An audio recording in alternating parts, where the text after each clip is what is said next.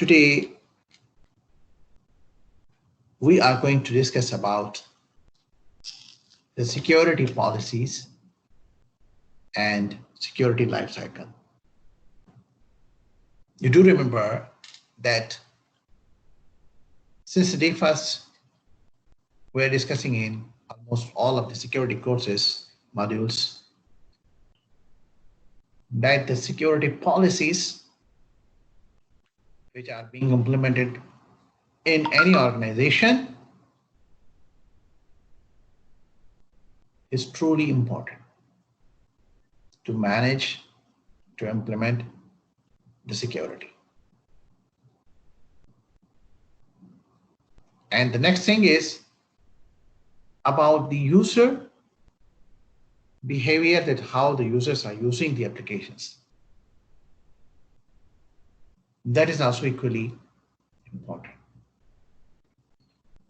for managing and maintaining the security of our applications.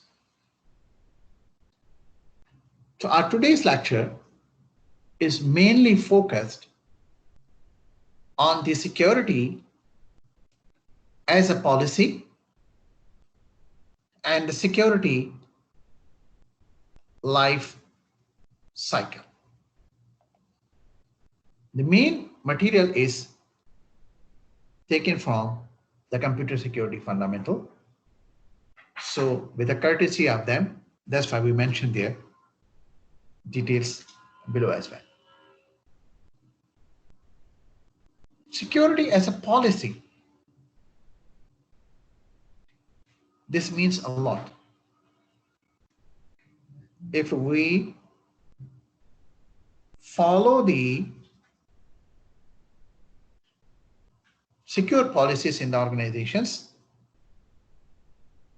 which handle so many different things, that's what we will discuss today, then it means we are assuring the security level or increasing the security level in our organization. How?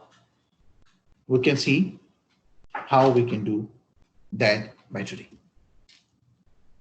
So our learning objectives for today is to learn the link between the security policy and secure network, which is highly important.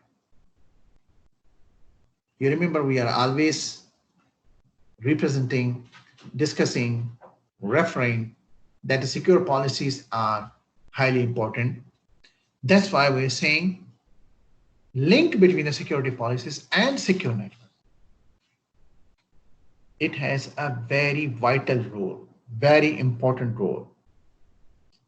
I can explain it in one word, in one line, that even if you have a very sophisticated equipments, devices, softwares in your network, but if you don't have the right policies in your organization, then for sure your network will not be secure. Because the security policies are highly important. How you will realize, we'll discuss it today. To learn about the relationship between security engineering, security lifecycle, and secure software. What are the problems we have? The problems, antivirus software, we feel that it is more than enough and it can actually safeguard our network, which is truly not correct. They won't prevent a user from manually opening an attachment and releasing a virus. If email is coming to the user at the network and any link is coming to the user, which is the malicious one, user, he or she himself, if they are trying to open it, what antivirus will do? What happens if suppose one of our client is going to be compromised, then the hacker can access to the whole of the network. So where is the network security? So this comes under the policy. How we can handle this? We may have a strong policy of screening our emails before they are coming to the Dropbox of the users. We have clear instructions to our users, what type of email they are supposed to open, what type of email they are not supposed to open, or they are supposed to open, and so many other things. If we feel, the second point, that we can secure our network using the technology only, the word only is important here, then we are still wrong. Why we are still wrong? Some of our users, say for example, they try to write down their passwords and other details, they put on sticky notes, they use in their conversations using the social networks, they keep in their email addresses, and they save in one of the documented file on the computer, because most of the people, they feel that we don't remember about the password. Then that is a very big challenge.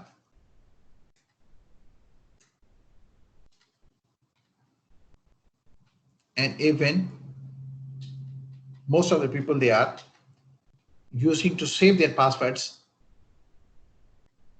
in their browsers. That is also a big challenge.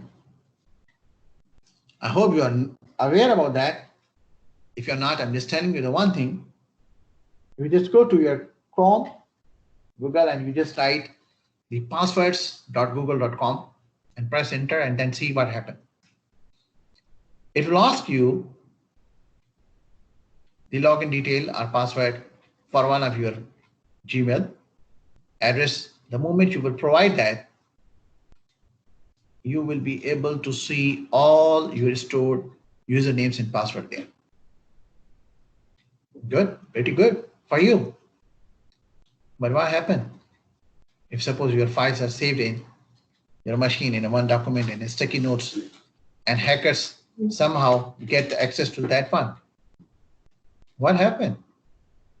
Now he access to your machine. What happened? He will go to do the same thing from your machine to the browser. Nothing is hidden from him now. So where is the security? That's how we can handle it. This thing, technological fail because of the user behavior.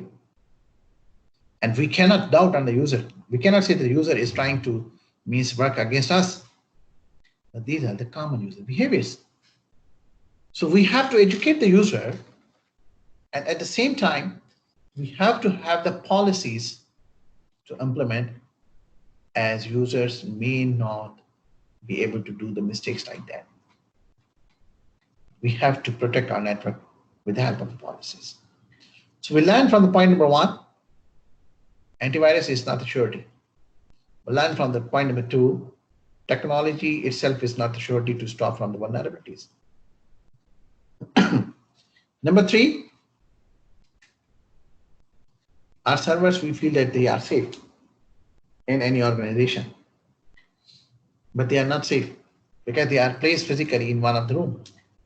So many organization people, they are coming and going there, even though we put the restriction. But if you don't have the restrictions, then it's open and can be accessed by anyone, and then the network is be questionable, the security of the network. So that's why we have the policies and procedures, strict policies and procedures. One, in the organizations, other than the concerned people, they must not be knowing even that where are the servers kept, because they are not supposed to. This should come under the policy. They are not allowed to visit. So these policies can help us to secure the network. Where the technology or the tools fail because of the user behavior. The same way, about privileges and other things. In the same way, if your end users are vulnerable, not intentionally, because we always have the user from the different, in our organization, the users are from the different backgrounds. Most of them, they don't even know. So that's why it's an easy target for the hackers to pinpoint, to find out that which organization does not have the strong or strict rules. Then it will be easy for them to be in your network using, exploiting any users, means portfolio, or any users through any user by exploiting the user policies. So user behavior and security policies, organization policies are very important to protect the network. Further, problems are, what information can we get from these problems? The problems what we discuss. We got the answer. Technology alone cannot handle these things. But technology should be applied in a very appropriate way. What is the appropriate way? That is the policies and user guidelines.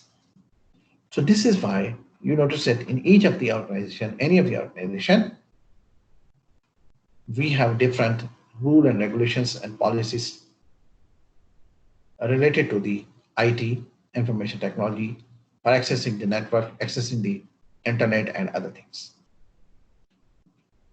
They are compulsory actually. Without them, a network cannot survive. So this is a lesson we learned from the problems what we just discussed now. So if this is the case, so what is actually the security policy? Security policy is actually, physically it is actually a document which contain all of the rules and regulation about each and every use of the software and the network and the organization resources and assets. How to deal the assets in a more secure way by keeping them safe. And that document contain further the different policies for each users, their behaviors. And in case if suppose any incident is going to be happen, so what are the policies against that? How they can handle that? If some person is involved in some of the thing, what are the procedures, what are the policies to mitigate that, and how to handle that person to make sure that that person will not be doing that again. So we can say in other words that that document is the set of the rules. And that set of the rules are available for any type of situation. Possible situation could be occurred in organization. We have the set of rule for those unseen incidents. And how to, means after mitigation, make sure that policies are going to be applied so we may not face any loss or issue again from the same thing. In any organization, if suppose there are no policies and there is no policy document, that whole organization network is vulnerable to the hackers. It's easy to be in that type of the network by the hackers. very easily. So the policy document, our security policy, is highly important to handle or address these things. Now, what are the areas that user policies must cover? We discussed policies are important. Organization must have a policy document. Document must contain all the rule and regulation, how to apply, when to apply, where to apply, to whom to apply, and they must have the procedures after mitigation and so on and so on. But those policy documents, they cover what? This is the most critical important point for any organization. To manage, to keep the security intact. That is actually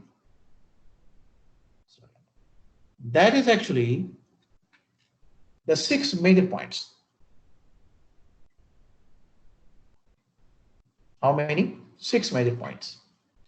Number 1 is about the password. Number 2 is about internet use. Number 3 is about email attachment. Number 4 is about installing and uninstalling software. Number 5 is about instant messaging.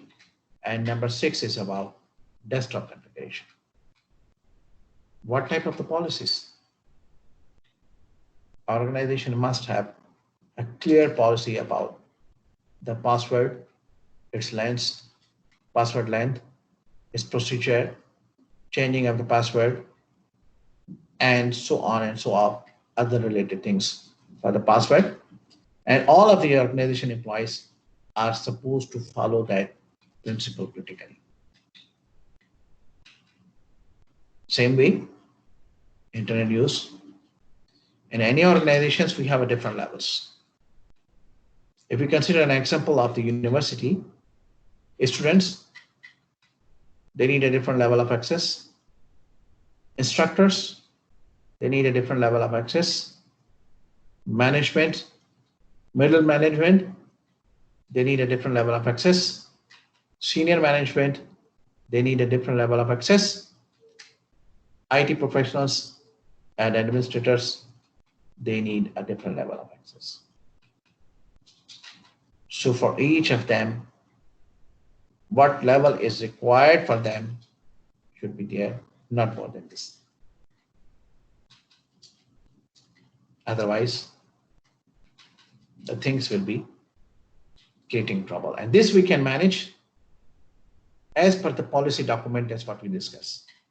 These all things should be managed, maintained, and mentioned in the policy document about the password, about internet, and all of these things.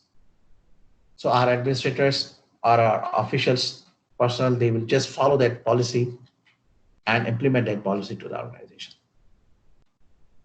Same way for the email attachment. There should be a policy for attachment size. There should be a policy for scanning the attachment. There should be a policy for filtering it, so on and so on. To make sure that none of the malicious material is coming towards our network. Installing and uninstalling softwares. Again, considering the same case of the university, everybody may not be allowed to install or uninstall the software of their choice, because that might create a trouble for the network. A student can, but up to some certain level. Staff members can, but up to some certain levels. Management can, but up to some certain levels. The same like what we apply the policy for the internet, the same policy we may have, and normally we always have in all of the organizations. Even in most of the organizations, the users are not able to even update or upgrade their antiviruses. They are being updated, or any softwares are being updated by the network administrators, which is the correct thing to manage and maintain the security. Instant messaging. Why we need, how many we need, at what level we need, Who needs that? So we may have a clear procedure and policy for that. The same thing for the desktop configuration. So these all things are being handled as per the policy document, what we mentioned, what we discussed a couple of minutes before. Now, these things, the 6 points, what we discussed here is trying to explain, elaborate it a bit more, what we just discussed, more than this. Password need to be kept secure, not to be placed on the sticky notes or written on somewhere. And we have to apply a good length password. So if I ask to you, what is a good length password? So maybe you will say 5 character in mixed mode, 7 character, 8 character, 9 character in mixed mode, and so on. But the actual good password is considered to be the 16 characters. But most of us are not using the 16 character password. We do understand that it is hard to remember. So the password length should be specified. That's what I mean, that good password is 16. So we may have as close, if we don't have the 16, as close as good. We may not have the password, our name and 123, which is something very critical. Most of the users are doing this mistake. So we must define the minimum length of the password. We must define the age of the password. We must have the password history, and the system administrator must enforce to the users in the organization. Say, for example, the password age is 6 months. So after 6 months, they must enforce to change the password. It's a good practice to keep changing the password. But most of the users, since their birth, they don't change the password. They feel comfortable that this is my password and it's good for me. So this is also under the, can be handled under the policy document. Internet use, that's what we discussed already, that important details we need to specify. What type of use is allowed to what type of the level of the organization users. Do they need the web? Do they need the searching? Do they need what? So we only provide those things. You will be amazed to know that in this world where we are living, even in our own country, there are some kind of the organizations, very typical organizations. They don't allow the users to bring their cell phones inside. And there are the organizations, especially in finance, they don't allow the administrator under the administrative policies. If you are employed there, you will not be able to open your Hotmail or your third-party email address inbox there. You cannot. The browser will not allow to go for searching or for anything for the security purpose. So this depends on the organization to organization, but this is highly important. Because if you don't follow the policies, maybe any one of the vulnerable user, he is using the internet and he is the employee for the banking system. So he can do all the things, cut, copy, paste, and can send to anyone. But they don't, they cannot. Based on these policies, they are bound just only to that particular applications. That's why these policies have a very high major role in actually managing security of the network. Same pattern for the email, because email is actually the primary source of communication. So we know that we cannot ban them, but we can control them by establishing the proper guidelines and the proper rules. And we can guide to the users what type of attachment they are supposed to open and what type of the attachment they are not supposed to open. And we can train them, providing a training. What type of the malicious emails with different links, or what type of the malicious emails with the different attachment could be coming to you. Then you become billionaire Just provide us the name and details, then we will give you, transfer the money for you. How come? And there are so many different things. You are from this technical background, so you may be experienced these things already. That's why all of the organizations, they have a very strict filters on their emails. They make quarantine to the multiple emails, verify it, check it, and finally they normally send the means details to the users that these mails are quarantined, they are under doubt. So please check it carefully. They are from the trustworthy user or not. So this is important and this is required to do that. Now, installing and uninstalling the software, this is also very important. And this is very critical. If we allow any user to install anything, like what we can do at our own, private machine, this is something different. But in any organization, if suppose we install anything,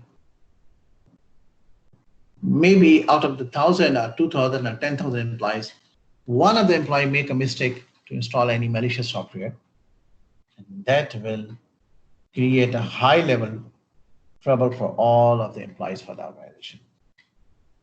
So this is something very critical, and that's why we have to have the different policies for how to handle the installing and uninstalling things on the machine.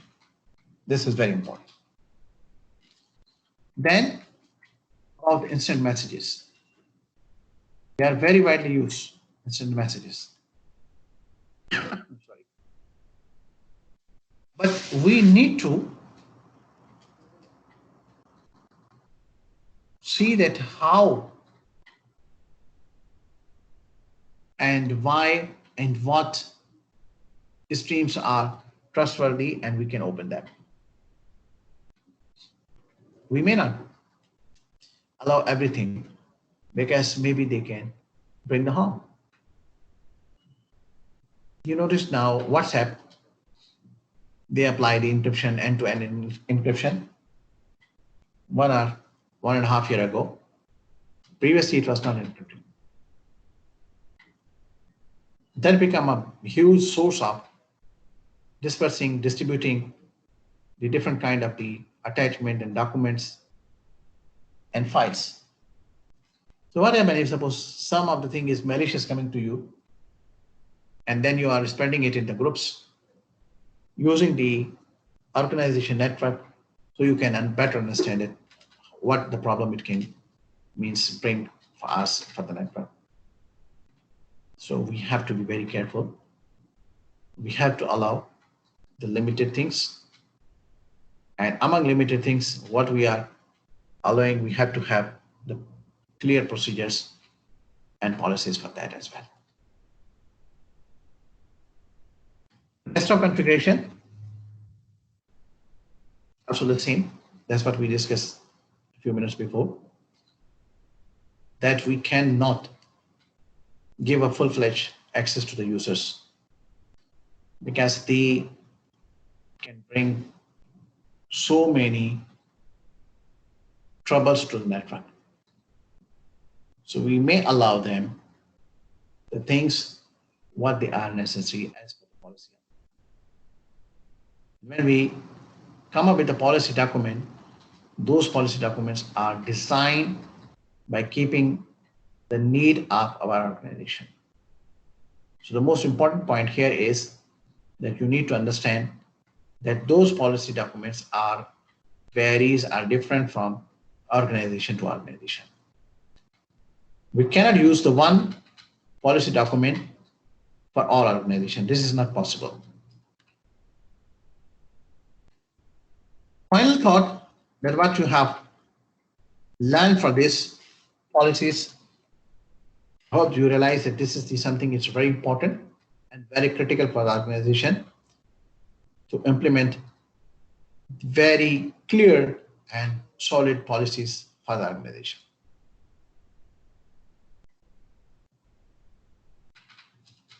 Now, if any organization has the clear policies, it will be helpful to keep their network under control, and it will be helpful even in case if suppose any incident is going to happen, then its mitigation will be easy, quickly, timely, and also after the mitigation, it will make able to the administrators to come back to the routine. So we understand, if we just conclude from this, that these policy documents are really helpful to manage the security firewall network.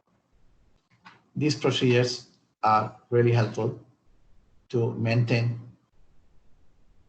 the network security. And they are highly important, as you can see from the example, that in case if suppose any vulnerable user is there and he or she is exploiting means our policy, so we can give him first time as a verbal warning. Verbal warning because maybe that thing has happened by mistake by the user, but the same thing has happened by the second time. The policy document says that we have to give him the written warning notice. So receiving a written warning notice for anything in any organization is something very critical. It means that now you are at the borderline.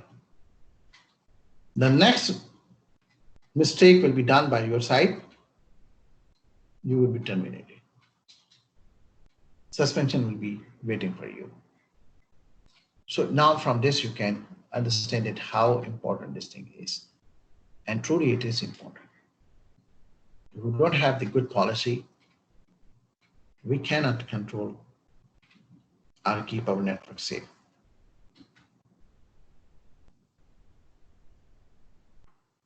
For the system admin policies,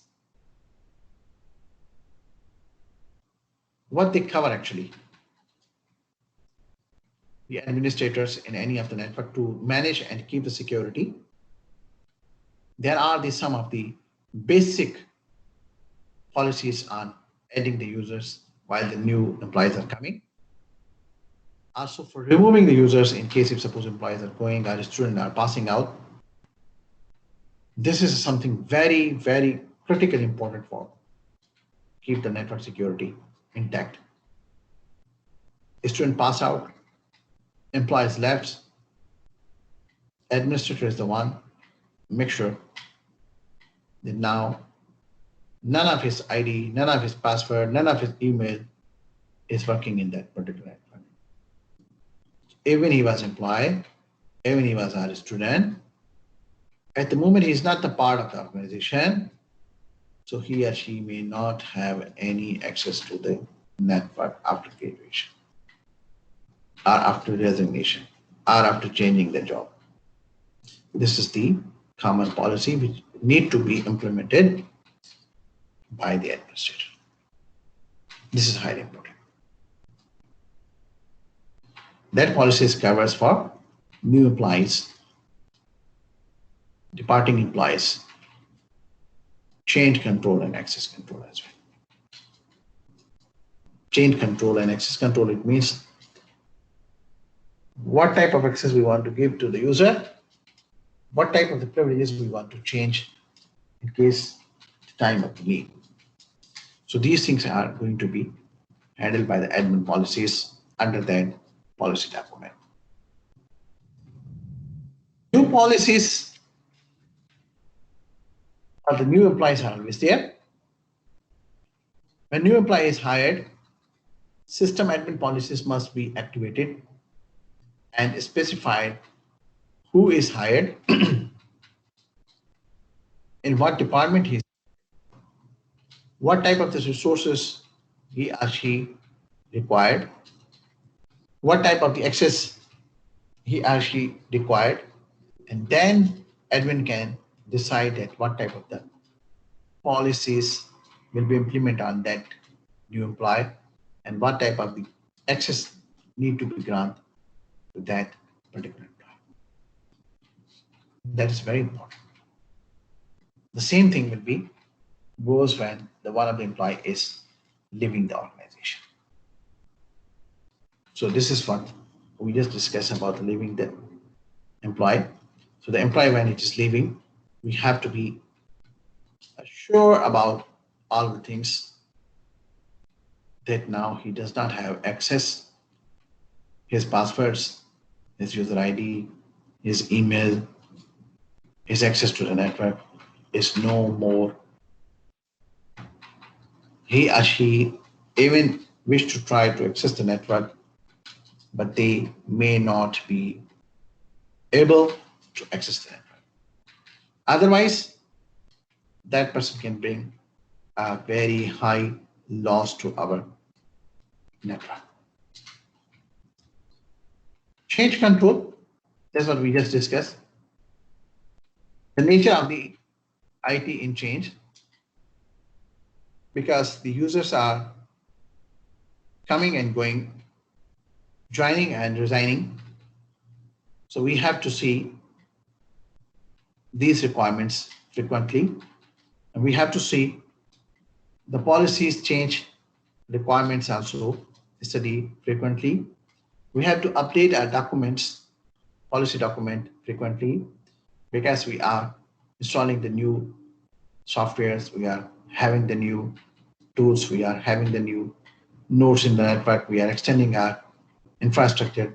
So always we are intact and we are updating all of our needs, whatever we are doing. So meanwhile, we are also updating our policy document, which is very important as well. This change means need to be done in the runtime all the time. So this document need to be updated at all the time.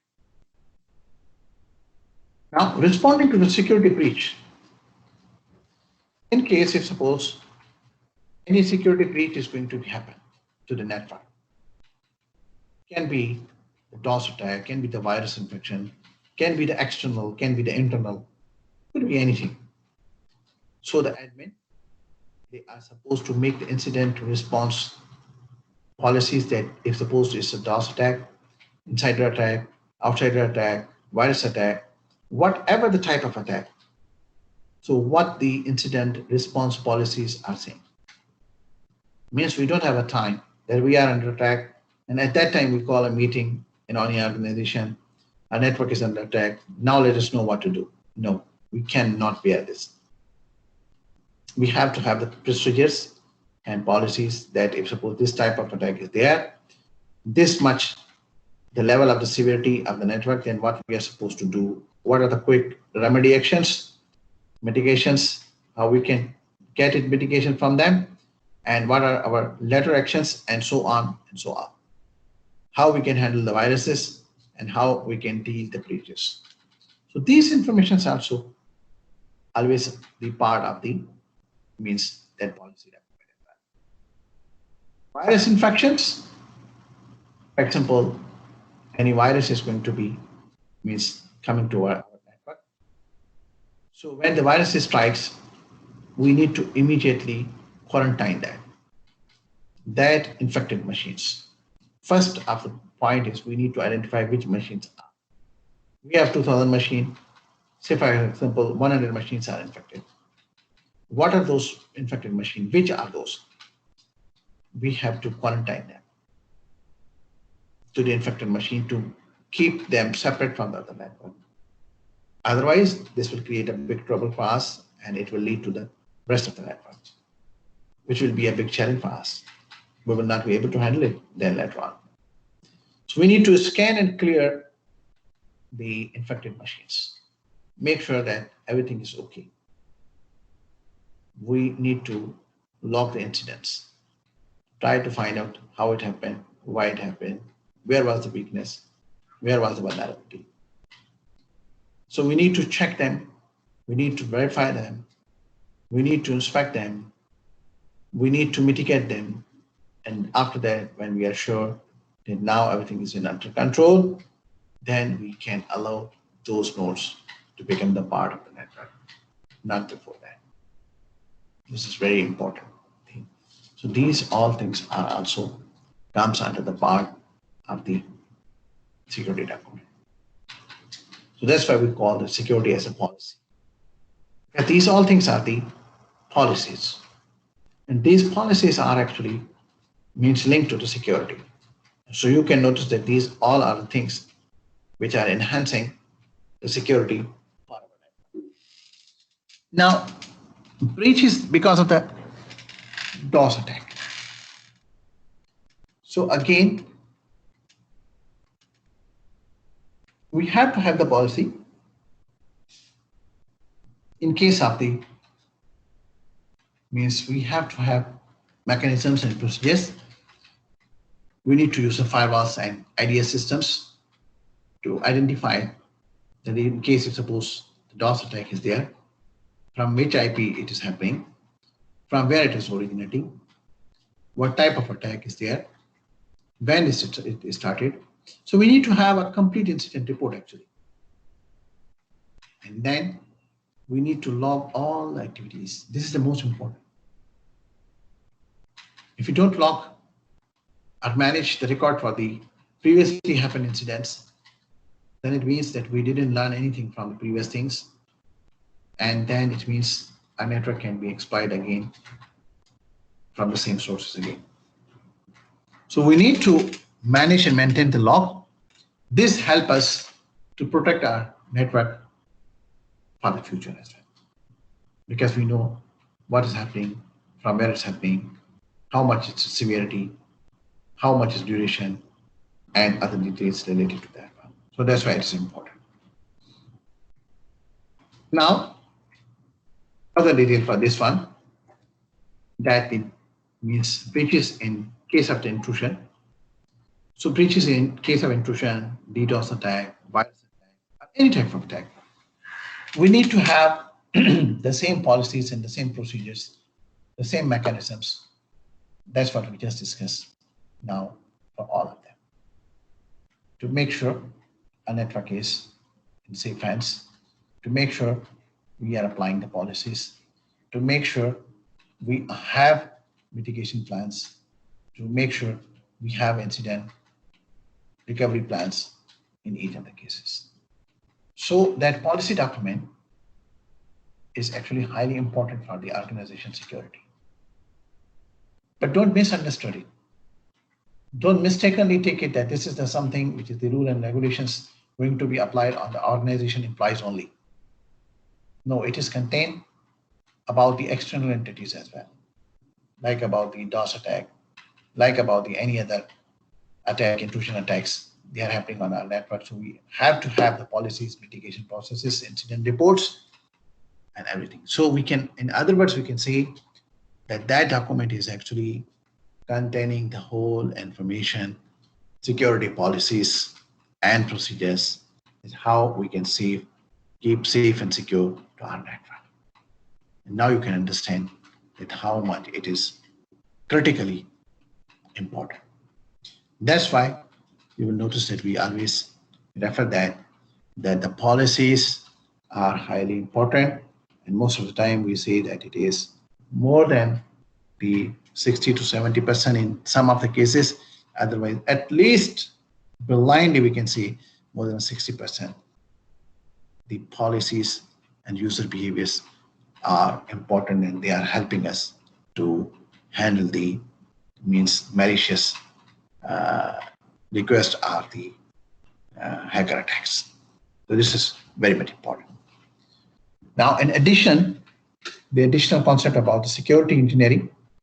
What is the security engineering and why we are discussing this?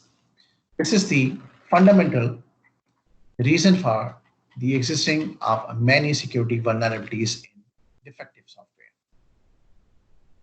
This is something related to the secure software concept, and it is provided by the Microsoft. Why? For enterprises, developers, business functionalities, and all of the things So security is highly important, and we need to means take care about the security, all of the aspects at the SDLC.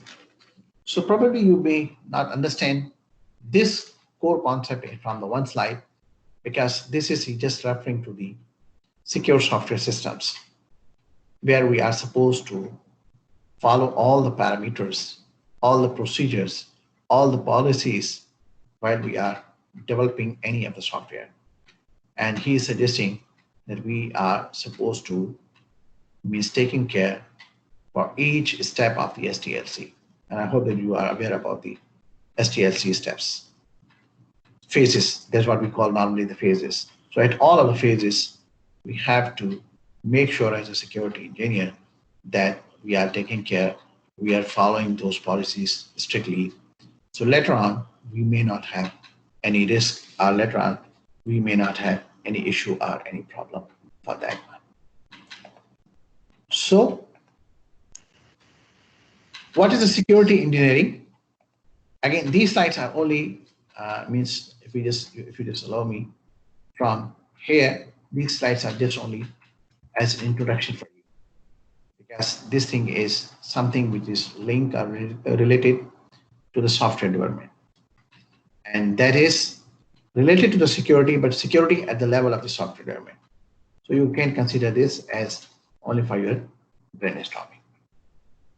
Going ahead, so what he is trying to explain, what is the security engineering? It is essential about the activities involved in engineering a software. Engineering a software, it means developing a software. Applications that is secure and reliable and has safeguards built in against the security. The same thing, that's what we were discussing. But this comes under the secure software system. We have another module as well. A few of your friends, they are taking that. So maybe they are understanding very clearly this point at what I'm talking about. So here for you, you just means make a refer this one, that while we are developing a software, so we are supposed to take care for the security measures at each and every step while we are following the SDLC. Going ahead, now he is saying that there is the Microsoft Security Development Lifecycle, which is known as the SDL. Yeah, this is somehow important. You can see that you can understand. Maybe this can help you to understand further about the thing what we are, means what he is suffering. He's saying that if it compromises a series of the security activities and the deliverables to each phase of the Microsoft development lifecycle. So again, it is going back to the SDLC. So this is the same concept about the SDLC. So in that concept, actually, as a security engineer, we are supposed to make sure that all of the phases, we are not only considering the software development requirement, but we are also considering the software security requirements as well. So that's why he's saying that these cover both security engineering and assurance of the activities, making sure activities are going to be held in the right way and making sure about the security parameters as well. Means software is going to be function fully, properly, but considering all the security measures that they are also fine with that. According to the Microsoft, any product that has a significant security risk must undergo the SDL. So this Microsoft is saying, in case if suppose you have a software and it has the security issues, then it's better that you just take it back to the SDL, and then you need to see that how you can means improve this one. So this is the same thing what we are doing in the secure software system. Again, those students can understand better. Then if suppose we have the issues, then we go for the threat modeling, we go for the risk assessment, and we can go for the other different ways for the secure software terminology, and then we find out what are the issues, at what stages are, we pinpoint them, and then we readdress those issues and then come back to make sure that the software is going to be fine. But here with this aspect, he's saying that we have the policies for these phases as well. So we need to follow the policies, that we are not blindly just going from the SDLC phases, but we are making sure that we are considering all the security parameters as well. So Microsoft Security Development Lifecycle is just giving you the security aspects, what are the activities, what are the things which are the core, and what are the security aspects we are supposed to check at each activity. So you can see from here, the first one activity, it is the planning, requirement analysis, design, development, testing, and deployment and maintenance. So this is actually the first thing is the SDLC. I hope that you understand the SDLC phases. So these are all are actually SDLC phases. And what are the core things we are doing at each of the step? Normally, you just ignore that box which is in the yellow, which is under the security. You just ignore this one. So this is actually the SDLC, and these are the core functionalities what we are trying to do. So you can see from here, deployment. So we are deploying deployment review, that after deployment or when we are deploying what it happened and blah blah blah. We're not going in a detail for these all phases because we believe that you already covered this in the previous courses. So now you are aware about this and this, but probably you are not aware about the security. So what he is saying, we need to see these security measures on all of the different SDLC phases. And for that, we need to follow the procedure or policy document that what we have. This is the most important thing, what he is referring here. So I hope that you understand. Now, requirement analysis phase. So now he is just coming up here to brief you about these all other phases, that what we are supposed to do and how we are supposed to collect the information. So at the requirement analysis phase, he is saying that security objectives are clearly specified and the security feature requirements need to be captured. Again, he will be referring back to this slide, that at what phase, what thing we are supposed to means taken into consideration. So this is a very important slide. This is for your understanding that how we parallel we need to follow the security at the time of the software. And then after this, in these slides, he is just giving a little bit more description about the things what he referred to your previous slide. So going on, you can see that defining the minimum acceptable level of the security and so on. The same thing we are supposed to do to the architecture and design phase as well. While we are designing, so we need to make sure that we are considering the security and privacy concerns there. So no one will be actually means later will be able to means steal our design. And also then we have to make sure how that our design will be secure. So then again, threat modeling is coming here. So for those who are from the secure software system, they will be knowing about the threat model. But in your case, maybe you are not knowing. So just give you a quick preview. Threat modeling is a mechanism where we just take the old software, we means read the old software, its requirements, its design, its process, its operation, how it's working, how it's doing, and then we try to come up the one of the means threat model, because we have the different approaches in this threat model. We call the one approach is the asset approach, asset-oriented approach. The other one is software-oriented approach. The other one is the risk-oriented approach. So it depends on what type of application we have, then we can apply that type of approach. And then we have the different models in it, like Stride and Dread and so many different things. But we are not going into detail, so you may not get confused. So the threat modeling is actually, we are just going to design that model using the flow diagram, which is, we are calling it flow diagram. It's very close to our normal flow diagram, but it's different there. And in this, we are checking the entry levels. Not means we are checking the complete flow. It's not exactly the same like the flow diagram. Otherwise, we don't need it. But then we have the different signs. We are checking at the entry levels, and we are trying to find out where could be the possible weaknesses or vulnerabilities are there. So this is just only for your means brainstorming about the threat modeling. Those who are just from this course, not to be worried about that, because this is something which is a different, itself is a topic, itself is a chapter. Going ahead.